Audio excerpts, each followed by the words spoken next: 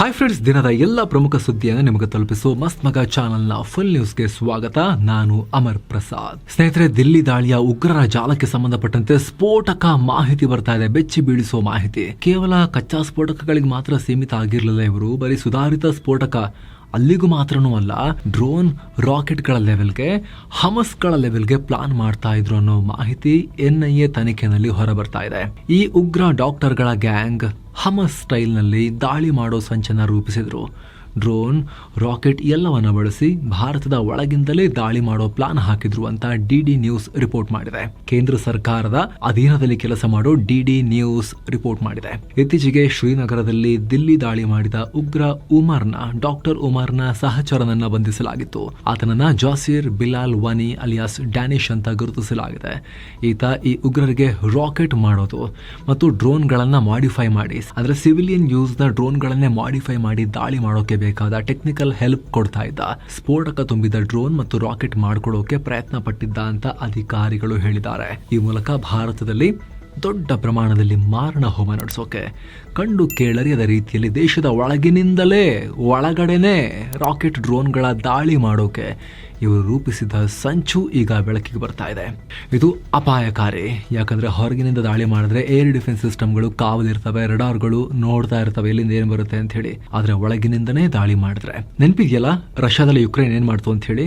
Secret operation ಮಾಡ್ತಲ್ಲ, ರಷ್ಯಾದ ಒಳಗಡೆ secret ಆಗಿ ಡ್ರೋನ್ಗಳನ್ನ ಸಾಗಿಸಿ ನಿಂತಿದ್ದ ಸಾಲು ವಿಮಾನಗಳನ್ನ ಹೊಡೆದು ಹಾಕ್ತಲ್ಲ ಒಂದ್ ದಿವಸ.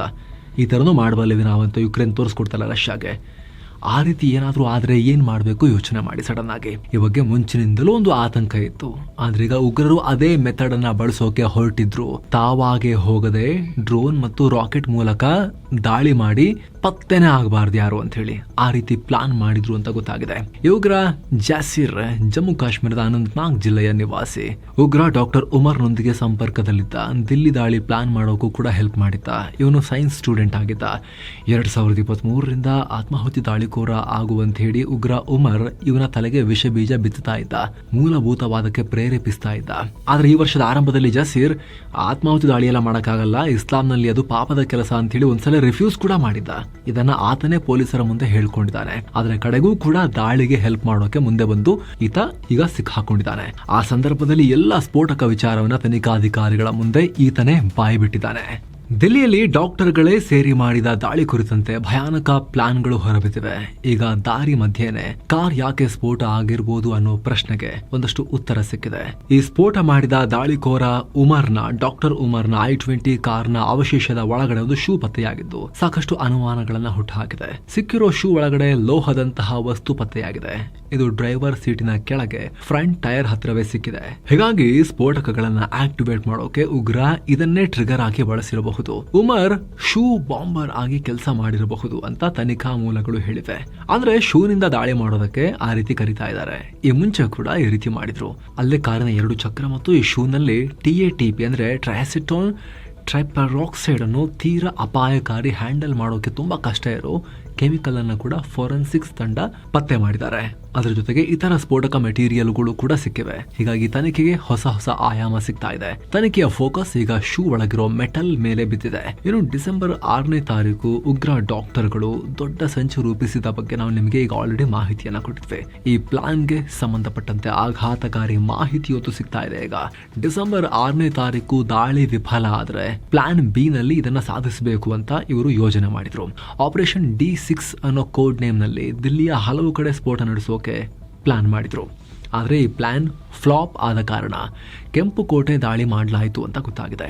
ಅಲ್ಲದೆ ಈ ಕೆಂಪು ಕೋಟೆ ಹತ್ತಿರದ ದಾಳಿ ಇವರ ಪ್ಲಾನ್ B ನ ಭಾಗ ಆಗಿತ್ತು ಅಂತ ತನಿಖಾ ಮೂಲಗಳು ಹೇಳಿವೆ. ಅಲ್ಲದೆ ಕೆಂಪು ಕೋಟೆ ಹೊರಗೆ ದಾಳಿ ಮಾಡೋ ಪ್ಲಾನ್ ನಲ್ಲಿ ಮೃತ ಉಗ್ರ ಡಾಕ್ಟರ್ ಉಮರ್ ಮತ್ತು ಉಗ್ರಿ ಡಾಕ್ಟರ್ ಶಹೀನ್ ದೊಡ್ಡ ರೂವಾರಿಗಳು ಅಂತ ಗೊತ್ತಾಗಿದೆ. ಇನ್ನು ಸ್ಫೋಟ ನಡೆಸೋಕೆ ಕಾರ್ ಖರೀದಿಸಿಕೊಟ್ಟು ಉಗ್ರ ಡಾಕ್ಟರ್ ಉಮರ್ಗೆ ಸಹಾಯ ಮಾಡಿರೋ ಆಮಿರ್ ರಾಶೀದ್ ಅಲಿಯನ್ನ NIA ಅರೆಸ್ಟ್ ಮಾಡಿತು. ಈಗ ದಿಲ್ಲಿಯ ಪಟಿಯಾಲ ಕೋರ್ಟ್ ಆರೋಪಿಯನ್ನ 10 ದಿನಗಳ ಕಾಲ NIA ವಶಕ್ಕೆ ಕೊಟ್ಟು ಆದೇಶ ಹೊರಡಿಸಿದೆ.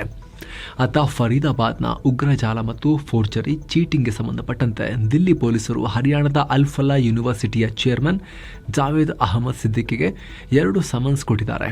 ಈ ನಡುವೆ ಫರೀದಾಬಾದ್ ಉಗ್ರಜಾಲಕ್ಕೆ ಸಂಬಂಧಪಟ್ಟಂತೆ ಜಮ್ಮು ಕಾಶ್ಮೀರದ ಕಾಜಿಗುಂಡ್ನ ಡ್ರೈ ಫ್ರೂಟ್ಸ್ ಮಾರಾಟಗಾರ ಬಿಲಾಲ್ ಅಹಮದ್ ವನಿ ಅನ್ನೋನ ಮಗ ಜಾಸೀರ್ ಬಿಲಾಲ್ ಮತ್ತಾತನ ಸಹೋದರ ನವೀಲ್ ವಾನಿಯನ್ನ ಪೊಲೀಸರು ವಶಕ್ಕೆ ಪಡ್ಕೊಂಡಿದ್ರು. ಇದಕ್ಕೆ ಮನನೊಂದ ಬಿಲಾಲ್ ಅಹಮದ್ ಪೆಟ್ರೋಲ್ ಹಾಕೊಂಡು ತಮ್ಮನ್ನು ತಾವೇ ಮುಗಿಸ್ಕೊಳ್ಳೋಕೆ ಪ್ರಯತ್ನ ಪಟ್ಟಿದ್ದಾರೆ. ಸದ್ಯ ಆಸ್ಪತ್ರೆಗೆ ದಾಖಲಿಸಲಾಗಿದೆ, ಸ್ಥಿತಿ ಗಂಭೀರ ಆಗಿದೆ. ಇನ್ನು ದಿಲ್ಲಿ ಸ್ಫೋಟಕ್ಕೆ ಸಂಬಂಧಪಟ್ಟಂತೆ ಭದ್ರತಾ ಏಜೆನ್ಸಿಗಳು ತನಿಖೆಯನ್ನ ಮುಂದುವರೆಸಿದ್ದಾರೆ. ಫರೀದಾಬಾದ್ ಪೊಲೀಸರು ನಗರದಲ್ಲಿ ಬಾಡಿಗೆ ಮನೆಯಲ್ಲಿ ವಾಸ ಮಾಡುತ್ತಿರುವ ಕಾಶ್ಮೀರಿ ವಿದ್ಯಾರ್ಥಿಗಳನ್ನ ಮೇಲಿಂದ ಮೇಲೆ ವಿಚಾರಿಸ್ತಾ ಇದ್ದಾರೆ. ಪೊಲೀಸ್ ಅಧಿಕಾರಿಗಳ ಮಾಹಿತಿ ಪ್ರಕಾರ ಇದುವರೆಗೆ ಕನಿಷ್ಠ 2,000 ಮಂದಿಯನ್ನ ವಿಚಾರಣೆಗೆ ಒಳಪಡಿಸಲಾಗಿದೆ. ಇನ್ನು ಜಮ್ಮು ಕಾಶ್ಮೀರದ ನೌಗಾಂ ಪೊಲೀಸ್ ಸ್ಟೇಷನ್ ನಲ್ಲಿ ಸಂಭವಿಸಿದ್ದ ಸ್ಫೋಟದ ಕುರಿತು ತನಿಖೆ ನಡೀತಾ ಇದೆ. ಪ್ರಾಥಮಿಕ ತನಿಖಾ ವರದಿ ಪ್ರಕಾರ ಹೈಡ್ರೋಜನ್ ಪೆರಾಕ್ಸೈಡ್ ಜೊತೆಗೆ ಮತ್ತೊಂದು ಕೆಮಿಕಲ್ ಮಿಕ್ಸ್ ಆಗಿದ್ರಿಂದ ಈ ಸ್ಫೋಟ ಉಂಟಾಗಿರಬಹುದು ಅಂತ ಹೇಳಲಾಗ್ತಿದೆ. ಇದಕ್ಕೆ ಹೀಟ್ ಕಾರಣ ಇರಬಹುದು ಅಂತ ಹೇಳ್ತಿದ್ದಾರೆ. ಸ್ಟೇಷನ್ ಒಳಗಡೆ ಆ ಸ್ಫೋಟಕಗಳ ಪರಿಶೀಲನೆ ಮಾಡುವಾಗ ಯೂಸ್ ಮಾಡಿರೋ ಲೈಟಿಂಗ್ ಸೆಟಪ್ ನಿಂದ ಹೀಟ್ ಕ್ರಿಯೇಟ್ ಆಗಿ ಅದರಿಂದ ಟ್ರಿಗರ್ ಆಗಿರಬಹುದು ಅಂತ ಕೂಡ ಹೇಳ್ತಾ ಇದ್ದಾರೆ. ಕೆಲವ್ರಿಗೆ ಅನ್ಸ್ಬೋದು ಲೈಟ್ ಅಲ್ಲಿ ಅಷ್ಟೊಂದು ಹೀಟ್ ಉತ್ಪತ್ತಿ ಆಗುತ್ತಾ ಅಂತ. ಡಿಪೆಂಡ್ಸ್ ಯಾವ ರೀತಿ ಲೈಟ್ಸ್ ಅನ್ನ ಯೂಸ್ ಮಾಡ್ತಿದ್ದಾರೆ ಅಂತ. LED ಲೈಟ್ಸ್ ಆದ್ರೆ ಅಷ್ಟೊಂದು ಟೆಂಪರೇಚರ್ ಅನ್ನ ಕ್ರಿಯೇಟ್ ಮಾಡೋದಿಲ್ಲ. ಆದ್ರೆ ಹ್ಯಾಲೋಜನ್ ಬಲ್ಬ್ಸ್ ಅಂತ ಆದ್ರೆ ಸಿಕ್ಕಾಪಟ್ಟೆ ಟೆಂಪರೇಚರ್ ಆಗುತ್ತೆ. ಅದ್ರ ಕೆಳಗಡೆ ಕುತ್ಕೊಂಡಿದ್ರೆ ಲಿಟ್ರಲಿ ಸ್ವೆಟ್ಟಿಂಗ್ ಕೂಡ ಶುರು ಆಗಬಹುದು. AC ಆನ್ ಇದ್ರು ಕೂಡ ಆ ಲೆವೆಲ್ ನ ಟೆಂಪರೇಚರ್ ಕ್ರಿಯೇಟ್ ಆಗುತ್ತೆ. ನೋಡಬೇಕು, ಇನ್ನಷ್ಟೇ ಕ್ಲಾರಿಟಿ ಸಿಗಬೇಕು. ಇನ್ನು ಫರೀದಾಬಾದ್ ವೈಟ್ ಕಾಲರ್ ಟೆರರ್ ಮಾಡ್ಯೂಲ್ಗೆ ಸಂಬಂಧಪಟ್ಟಂತೆ ದೇಶಾದ್ಯಂತ ಕಟ್ಟೆಚ್ಚರ ವಹಿಸಲಾಗ್ತಾ ಇದೆ. ಭದ್ರತಾ ಏಜೆನ್ಸಿಗಳು ಫುಲ್ ಅಲರ್ಟ್ ಆಗಿದ್ದಾರೆ. ಪೊಲೀಸರು ಬಾಂಗ್ಲಾ ಹಾಗೂ ಪಾಕ್ನಿಂದ ಮೆಡಿಕಲ್ ಶಿಕ್ಷಣ ಪಡೆದಿರೋರ ಮೇಲೆ ಕಣ್ಣಿಟ್ಟಿದ್ದಾರೆ. ಅಧಿಕಾರಿಗಳ ಪ್ರಕಾರ ಕಳೆದ 20 ವರ್ಷದಲ್ಲಿ ಸಾವಿರಾರು ಕಾಶ್ಮೀರಿಗಳು ಬಾಂಗ್ಲಾ ಹಾಗೂ ಪಾಕಿಸ್ತಾನದಿಂದ ಶಿಕ್ಷಣ ಪಡೆದಿದ್ದಾರೆ. ಹಲವಾರು ಮಂದಿ ಬಾಂಗ್ಲಾಗೆ ಹೋಗಿ ಸೆಟಲ್ ಕೂಡ ಆಗಿದ್ದಾರೆ. ಹೀಗಾಗಿ ಗಡಿ ಒಳಗಿರೋರ ಹಾಗೂ ಹೊರಗಿನವರ ನಡುವೆ ಇರೋ ಸಂಪರ್ಕ, ಮುಖ್ಯವಾಗಿ ಆರ್ಥಿಕ ಸಂಪರ್ಕ, ಇದರ ಬಗ್ಗೆ ಶೋಧ ನಡೆಸಲಾಗ್ತಾ ಇದೆ. ಅಲ್ಲದೆ 2001ರಿಂದ ಪಾಕಿಸ್ತಾನಕ್ಕೆ ಹೋಗಿ ಶಿಕ್ಷಣ ಪಡೆಯುವವರ ಸಂಖ್ಯೆ ಹೆಚ್ಚಾಗಿದೆ. ಇವರೆಲ್ಲ ಪಾಕಿಸ್ತಾನದ ರಾವಲ್ಪಿಂಡಿ, ಅಬೋಟಾಬಾದ್, ಬಹವಲ್ಪುರ್, ಪೇಶಾವರ್ಗೆ ಹೋಗಿದ್ದಾರೆ. ಹಲವರು ಅಕ್ರಮವಾಗಿ ಗಡಿ ದಾಟ್ಕೊಂಡು ಹಾರ್ಕೊಂಡು ಹೋಗಿದ್ದಾರೆ. ಇನ್ನು ಕೆಲವರು ಸ್ಟೂಡೆಂಟ್ ವೀಸಾ ಕೂಡ ಪಡ್ಕೊಂಡು ಹೋಗಿದ್ದಾರೆ ಅನ್ನೋ ಮಾಹಿತಿ ಇದೆ. ಕಾಶ್ಮೀರಿಗಳಿಗೆ ಸ್ಟೂಡೆಂಟ್ ವೀಸಾ ಪಡೆಯೋಕೆ ಉಗ್ರ ಸಂಘಟನೆಗಳು ಸಹಾಯ ಮಾಡಿದ್ದು ಕೂಡ ಉಂಟು. ಇಂಟೆಲಿಜೆನ್ಸ್ ಮಾಹಿತಿ ಪ್ರಕಾರ ಈ ವಿದ್ಯಾರ್ಥಿಗಳ ಕಾಲೇಜ್ ಫೀಯನ್ನ ಉಗ್ರರ ಲಿಂಕ್ ಹೊಂದಿರೋ ಚಾರಿಟಿಗಳು ಪೇ ಮಾಡಿವೆ. ಈ ಹಣವನ್ನು ಅಕ್ರಮ ಹವಾಲಾ ಮೂಲಕ ಕಳಿಸಲಾಗ್ತಾ ಇತ್ತು.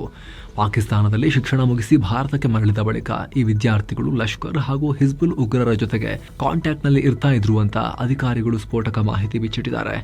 ಇನ್ನು ಇದೇ ಸ್ಫೋಟದ ಹಿಂದಿನ ಉಗ್ರರು ನೇಪಾಳದಿಂದ 7 ಸೆಕೆಂಡ್ ಹ್ಯಾಂಡ್ ಫೋನ್ ಖರೀದಿ ಮಾಡಿದ್ರು. ಈ ಫೋನ್ಗಳಿಗೆ 17 ಸಿಮ್ಗಳನ್ನು ಕೂಡ ಖರೀದಿ ಮಾಡಿದ್ರು. 17ರಲ್ಲಿ 6 ಸಿಮ್ಗಳನ್ನು ಉತ್ತರ ಪ್ರದೇಶದ ಕಾನ್ಪುರದಿಂದ ಪರ್ಚೇಸ್ ಮಾಡಿದ್ರು ಅಂತ ಗೊತ್ತಾಗಿದೆ. ಭಾರತ ಮತ್ತು ಬಾಂಗ್ಲಾ ನಡುವಿನ ಸಂಬಂಧ ಕ್ಲೈಮ್ಯಾಕ್ಸ್ ಹಂತಕ್ಕೆ ತಲುಪಿದೆ. ಬಾಂಗ್ಲಾದಲ್ಲಿ ಹತ್ಯೆ ಮಾಡಿಸಿದ್ದಾರೆ ಅಂತ ಹೇಳಿ ಬಾಂಗ್ಲಾದ ಪದಚ್ಯುತ ಪ್ರಧಾನಿ ಶೇಖ್ ಹಸೀನಾಗೆ ಅಲ್ಲಿನ international crimes tribunal so called court ಮರಣದಂಡನೆಯನ್ನು ವಿಧಿಸಿತ್ತು. ಈ ಮಾಹಿತಿಯನ್ನು ನಾವು ನಿಮಗೆ ವಿಶೇಷ ವರದಿಯಲ್ಲಿ ಆಲ್ರೆಡಿ ಮಾಹಿತಿ ಕೊಟ್ವಿ. ಅದರ ಬೆನ್ನಲ್ಲೇ ಈಗ ಬಾಂಗ್ಲಾ ಭಾರತಕ್ಕೆ ದೊಡ್ಡ ಆಗ್ರಹ ಮಾಡಿದೆ. ಭಾರತದಲ್ಲಿ ಆಶ್ರಯ ಪಡಿತಾ ಇರೋ ಬಾಂಗ್ಲಾದ ಶೇಖ್ ಹಸೀನಾ ಮತ್ತು ಮಾಜಿ ಇಂಟೀರಿಯರ್ ಮಿನಿಸ್ಟರ್ ಅಸದುಜ್ಜಮಾನ್ ಖಾನ್ ಕಮಾಲ್ರನ್ನ ಬಾಂಗ್ಲಾಗೆ ಒಪ್ಪಿಸಿ ಅಂತ ಹೇಳಿದೆ. ಬಾಂಗ್ಲಾ ಮತ್ತು ಭಾರತದ ನಡುವಿನ ಹಸ್ತಾಂತರ ಪ್ರಕ್ರಿಯೆ ಭಾಗವಾಗಿ ಅವ್ರನ್ನ ಹಸ್ತಾಂತರಿಸಿ. ಹಸೀನಾ ಜೊತೆ ಈ ಅಸದುಜ್ಜಮಾನ್ ಖಾನ್ರಿಗೂ ಕೂಡ ಬಾಂಗ್ಲಾದ ಇಂಟರ್ನ್ಯಾಷನಲ್ ಕ್ರೈಮ್ಸ್ ಟ್ರೈಬ್ಯುನಲ್ ಮರಣದಂಡನೆ ವಿಧಿಸಿದೆ. ಇವರಿವರಿಗೆ ಆಶ್ರಯ ಕೊಡೋ ಯಾವುದೇ ರಾಷ್ಟ್ರ ಅಂತಾರಾಷ್ಟ್ರೀಯ ಕಾನೂನನ್ನ ಉಲ್ಲಂಘನೆ ಮಾಡ್ದಂಗಾಗುತ್ತೆ ಅಂತ ಹೇಳಿದೆ. ಅಲ್ಲದೆ ಹಸೀನಾ ಮತ್ತು ಅಸದುಜ್ಜಮಾನ್ರನ್ನ ಅರೆಸ್ಟ್ ಮಾಡೋಕೆ ಬೇರೆ ರಾಷ್ಟ್ರಗಳು ಕೂಡ ನಮಗೆ ಕೋಆಪರೇಟ್ ಮಾಡಬೇಕು. ವಿಶ್ವಸಂಸ್ಥೆ ಕೂಡ ಇವರ ಹಸ್ತಾಂತರಕ್ಕೆ ಅಗತ್ಯ ಕ್ರಮ ತಗೋಬೇಕು ಅಂತ ಯುಎಸ್ ಸರ್ಕಾರ ಸ್ಟೇಟ್ಮೆಂಟ್ ರಿಲೀಸ್ ಮಾಡಿದೆ. ಹಾಗೆ ಬಾಂಗ್ಲಾದ ಕಾನೂನು ಸಲಹೆಗಾರ ಆಸಿಫ್ ನಜ್ರುಲ್ ರಿಯಾಕ್ಟ್ ಮಾಡಿ ಶೇಖ್ ಹಸೀನಾಗೆ ಆಶ್ರಯ ಕೊಡೋದನ್ನ ಭಾರತ ಕಂಟಿನ್ಯೂ ಮಾಡಿದ್ರೆ ಅದು ಬಾಂಗ್ಲಾದೇಶ ಮತ್ತು ಬಾಂಗ್ಲಾ ಜನರ ಪರವಾಗಿ ನಡೆದುಕೊಳ್ಳೋ ನಡೆ ಆಗಲ್ಲ, ಅದನ್ನು ಖಂಡಿಸ್ತೀವಿ ಅಂತ ಹೇಳಿದೆ.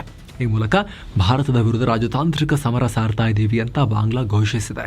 ಆದರೆ ಇದಕ್ಕೆ ಭಾರತ ಯಾವುದೇ ಪ್ರತಿಕ್ರಿಯೆ ಕೊಟ್ಟಿಲ್ಲ.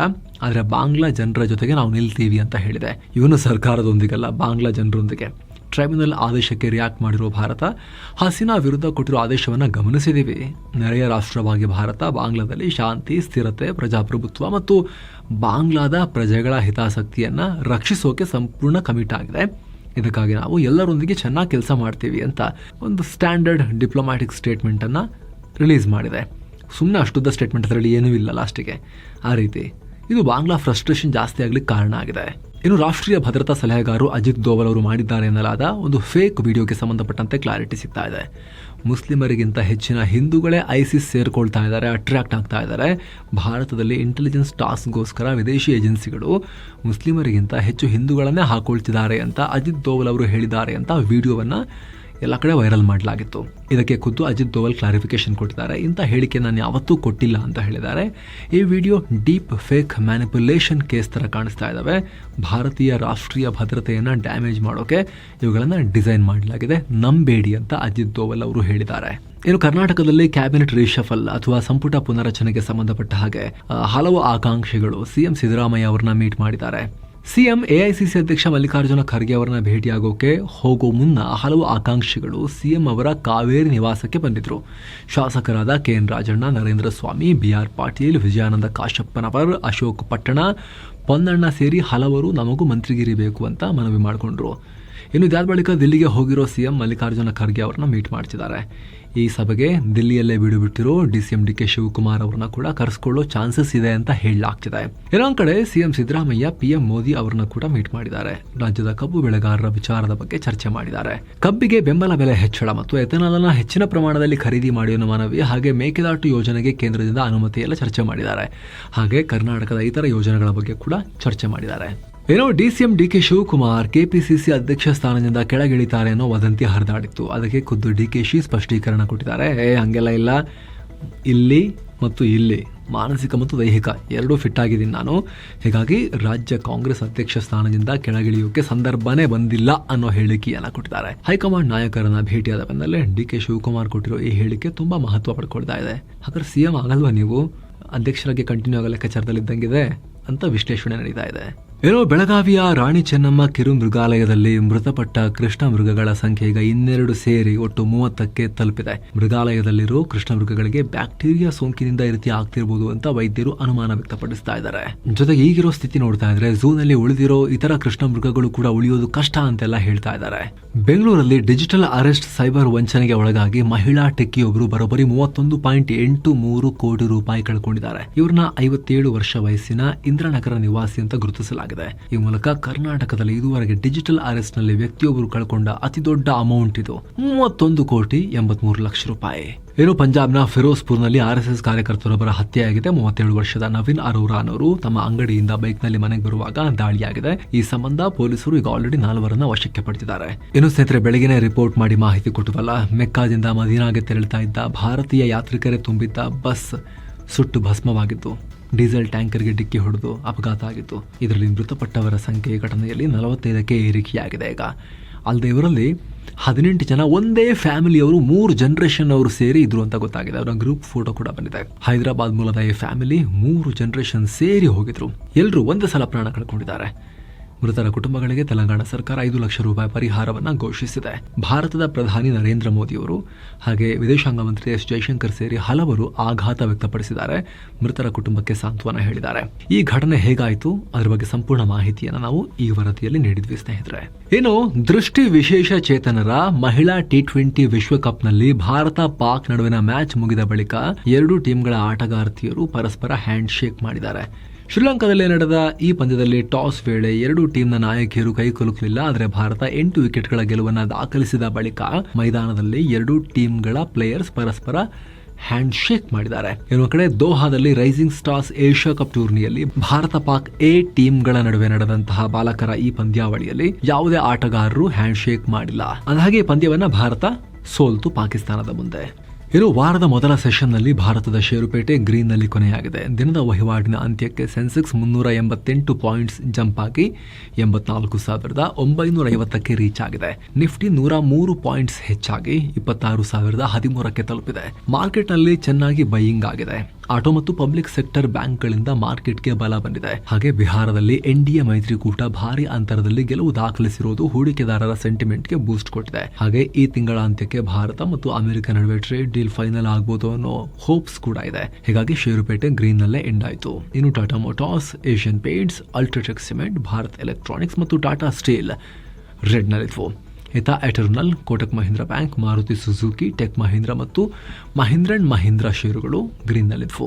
ಇದು ಡಾಲರ್ ಮುಂದೆ ರೂಪಾಯಿ ಮೌಲ್ಯ 3 ಪೈಸೆ ಏರಿಕೆಯಾಗಿ 88 ರೂಪಾಯಿ 63 ಪೈಸೆಯಾಗಿದೆ. ಇನ್ನು ಚಿನ್ನ ಮತ್ತು ಬೆಳ್ಳಿ ಬೆಲೆ ವಿಚಾರಕ್ಕೆ ಬಂದರೆ 24 ಕ್ಯಾರೆಟ್ನ 10 ಗ್ರಾಂ ಚಿನ್ನದ ಬೆಲೆಯಲ್ಲಿ 1,870 ರೂಪಾಯಿ ಕಮ್ಮಿಯಾಗಿ 1,22,924 ರೂಪಾಯಿ ಆಗಿದೆ. 22 ಕ್ಯಾರೆಟ್ನ 10 ಗ್ರಾಂ ಚಿನ್ನದ ಬೆಲೆಯಲ್ಲಿ 1,710 ರೂಪಾಯಿ ಕಮ್ಮಿಯಾಗಿ 1,12,600 ರೂಪಾಯಿ ಆಗಿದೆ. 1 ಕೆಜಿ ಬೆಳ್ಳಿ ಬೆಲೆಯಲ್ಲಿ 4,434 ರೂಪಾಯಿ ಕಮ್ಮಿಯಾಗಿ 1,54,933 ರೂಪಾಯಿ ಆಗಿದೆ. ಸೊ ಫ್ರೆಂಡ್ಸ್, ಇದಾಗಿತ್ತು ಇವತ್ತಿನ ಫುಲ್ ನ್ಯೂಸ್. ನಾವು ಕೊಯ್ದಿಲ್ಲ, ಎಳ್ದಿಲ್ಲ, ಕಿರ್ಚಾಡಿಲ್ಲ, ಸುದ್ದಿ ರೀತಿ ನಿಮ್ಗೆ ತಲುಪಿಸೋ ಪ್ರಯತ್ನವನ್ನ ಮಾಡಿದ್ದೀವಿ. ಇಷ್ಟ ಆಗ್ತಿದ್ರೆ ಲೈಕ್ ಮಾಡಿ, ಶೇರ್ ಮಾಡಿ, ಸಬ್ಸ್ಕ್ರೈಬ್ ಮಾಡಿ. ಹಾಗೆ ಆಗಲೇ ಹೇಳಿದ ಮಸ್ತ್ಮಗ ಪ್ರೀಮಿಯಂ ಮೆಂಬರ್ಶಿಪ್ಪನ್ನು ಆಸಕ್ತರು ಕನ್ಸಿಡರ್ ಮಾಡಬಹುದು. ವಿಡಿಯೋ ಕೆಳಗಿರೋ ಜಾಯಿನ್ ಬಟನ್ ಮೂಲಕ ಜಾಯ್ನ್ ಆಗ್ಬೋದು. Thank you so much. ಮತ್ತೆ ಭೇಟಿ ಆಗ್ತಿರೋಣ. ನಮಸ್ತೆ.